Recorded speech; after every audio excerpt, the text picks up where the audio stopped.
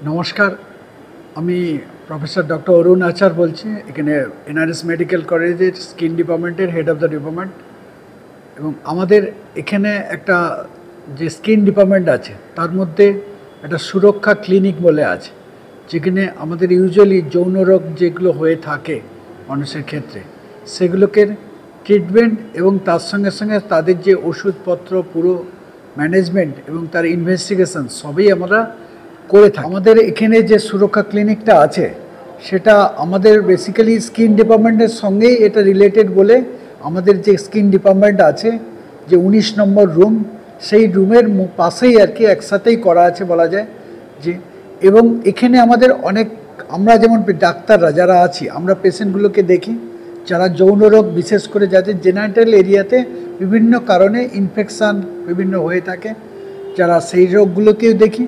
তার সাথে আমরা যদি সাসপেক্টেড কারো বিভিন্ন আরও অনেক কিছু কারণ আছে যেগুলোকে অনেক সময় যৌন এরিয়াতে নাই কিন্তু অন্য কোনো জায়গাতে আছে, যেটা আমাদের কিছু কিছু রোগের মধ্যে পড়ে, যে যৌন রোগ আগে যৌন এরিয়াতে হয়েছিল সেরে গেছে বিভিন্ন জায়গায় হতে পারে।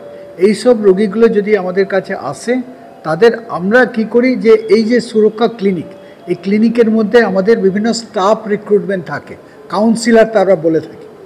আমরা সেই কাউন্সিলর নিজেরা প্রফেশনাল একটা ডায়াগনোসিস করি।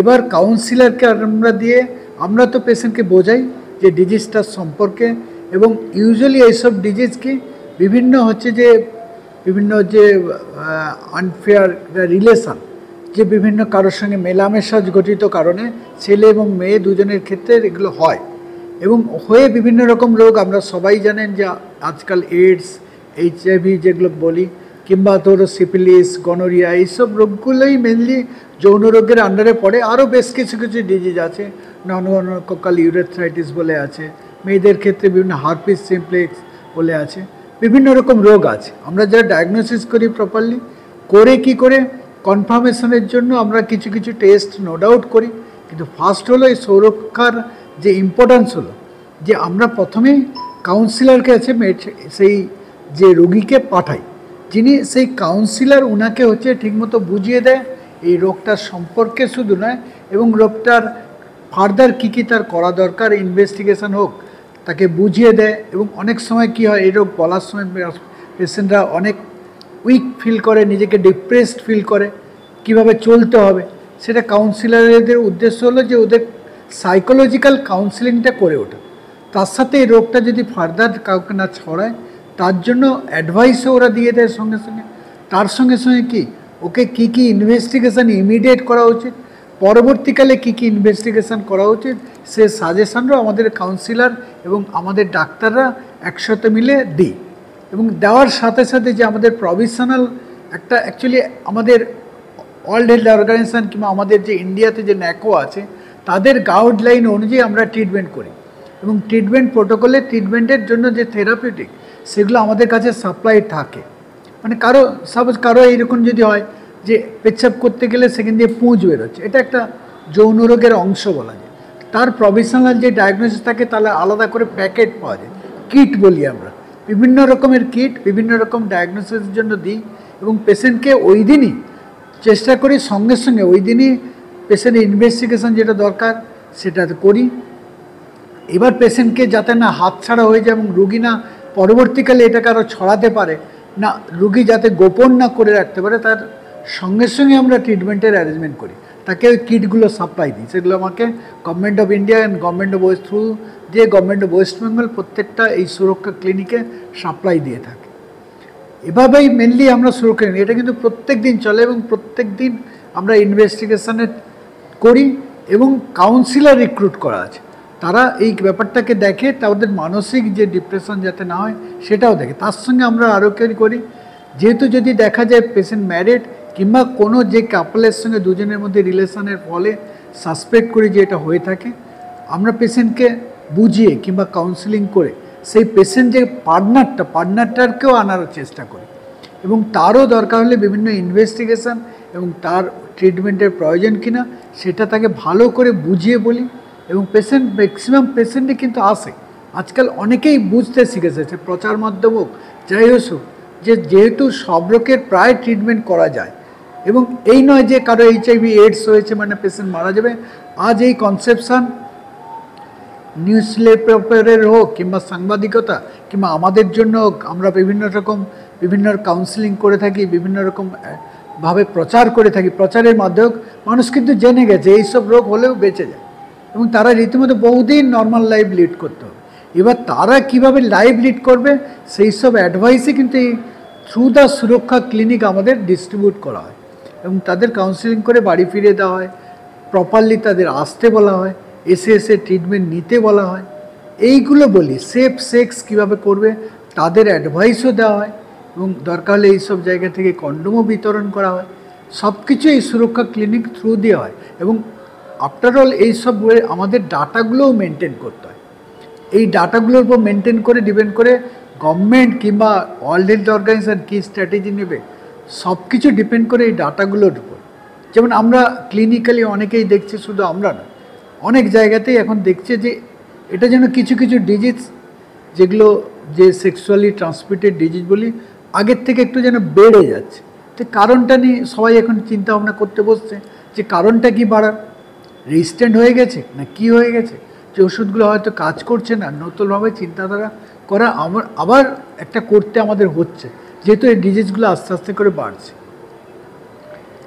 মূলত এইটা সুরক্ষা ক্লিনিকের কাজ মূলত এইভাবে এসটিডিকে যাতে কন্ট্রোল এবং এসটিডি যাতে প্রিভেনশন করা যায়, সেক্সুয়াল ট্রান্সমিটেড ডিজিজগুলো প্রিভেনশন করা যায় এবং এটা প্রত্যেক মেয়ে এবং ছেলে দুজনের জন্যই এটা করা।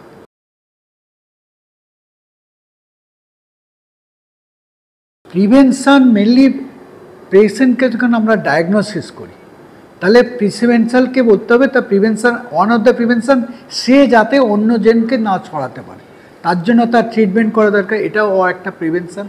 তারপর সঙ্গে সঙ্গে তাকে বলি এরপর যখন সেক্স করতে যাবে, বিশেষ করে আননোন পার্সনের জন্য কাউকে তো পুরোপুরিভাবে না বলতে পারি না যে যাবে, অতবশ্যই যাতে কন্ডোম তারা ইউজ করে। তার সঙ্গে সঙ্গে বলি সে যেই এরিয়া থেকে এসেছে তার যে কন্ট্যাক্টটা হয়েছে সেই কন্ট্যাক্ট পার্টনারকে স্ট্রেস করা এবং তাকে নিয়ে আসা আন্ডার দ্য ট্রিটমেন্ট কিংবা under the guidance, under the counselling, তাকেও একটা এই ট্রিটমেন্টের ম্যানেজমেন্টের মধ্যে নিয়ে আসা, তার বিভিন্ন ইনভেস্টিগেশন এটা দরকার। কারণ এখন সবাই জানে যে আর্লি যদি আমাদের কোনো কিছু ডায়াগনোসিস হয় সে তাহলে পেশেন্ট অনেক ভালো হয়ে যায় এবং সে অন্যকে ছড়াতেও পারে না। যেমন আমরা উদাহরণস্বরূপ যদি আমরা বলে থাকি যে দেখা যায় যদি কারো সিফিলিস হয়েছে, প্রেগনেন্ট অবস্থায় এলো, তার বাচ্চা আছে পেটে, তাতে যাতে না হয়, বাচ্চাটার যাতে প্রিভেনশন করা যায় তাকে বিভিন্ন প্রোটোকলে আমরা নিয়ে যাই, তাতে ইঞ্জেকশন দিই।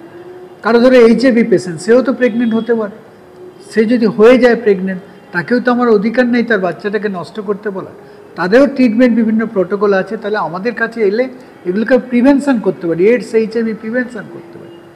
তার যদি কোনো সেক্সুয়াল ডিজিজ আগে যদি ডায়াগনোস করি, প্রপার ট্রিটমেন্ট করি, অটোমেটিক্যালি ডিজিজ প্রিভেন্ট হবে। আর বিভিন্ন কি সমাজ মাধ্যমের মধ্যে বিভিন্ন প্রচারও করে এই সুরক্ষা ক্লিনিক দ্বারা, বিভিন্ন বোর্ড করে বিভিন্ন জায়গায় বিভিন্ন পোস্টারিং করে আমরা তারও প্রচার করি।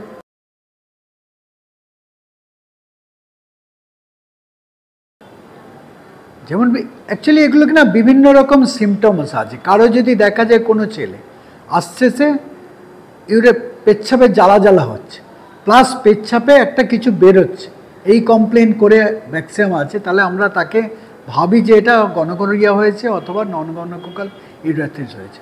মোটামুটি পেচ্ছাপের জায়গায় যদি ঘা হয় তাকে একরকম ভাবি, হয় সিফিলিস অথবা হারপিস বলে ভাবি।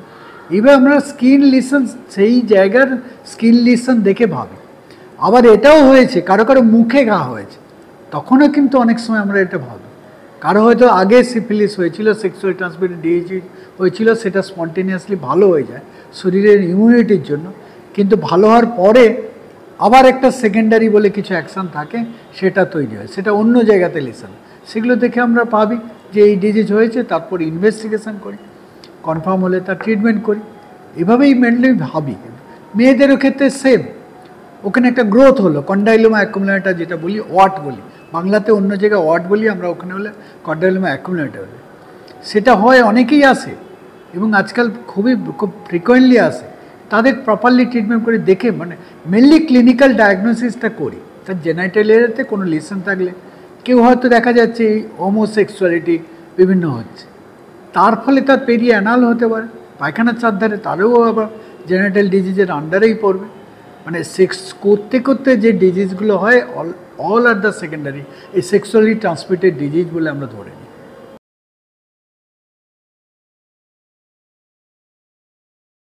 সেক্সুয়াল ডিসফাংশনের ট্রিটমেন্ট এখানে হয়, কিন্তু এটা কিন্তু সুরক্ষা ক্লিনিকের আন্ডারে নয়, এটা আমরা ট্রিটমেন্ট করি।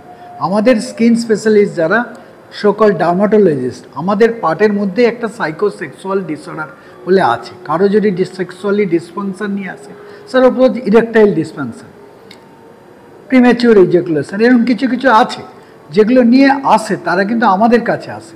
আমাদের সেটা কিন্তু আমরা কাউন্সিলিংয়ের জন্য পাঠাই না, সেটা আমরা তাকে কিভাবে ট্রিটমেন্ট করা যায়, কাউন্সিলিং প্লাস ট্রিটমেন্ট মধ্যে আমরা সেটা করে পেশেন্টকে ছাড়ি।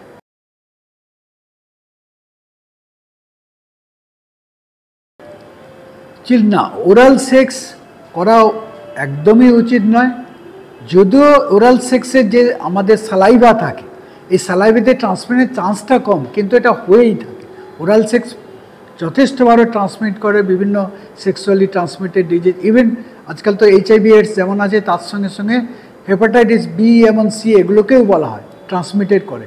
সেখানে ওরাল সেক্স, বিশেষ করে যদি কারো ট্রমাটাইজড এরিয়া থাকে, মানে যেখানে হচ্ছে ঘা আছে, রক্ত ঝরে পড়ছে, কিংবা স্লাইড এরকম ইরোশন হয়েছে, সেসব ক্ষেত্রে ইজ ভেরি ভেরি ডেঞ্জারাস বলা যায়। এবং হোমোসেক্সুয়ালিটি তো একদমই ঠিক নয়, ওটা আরও বেশি মোস্ট ডেঞ্জারাস।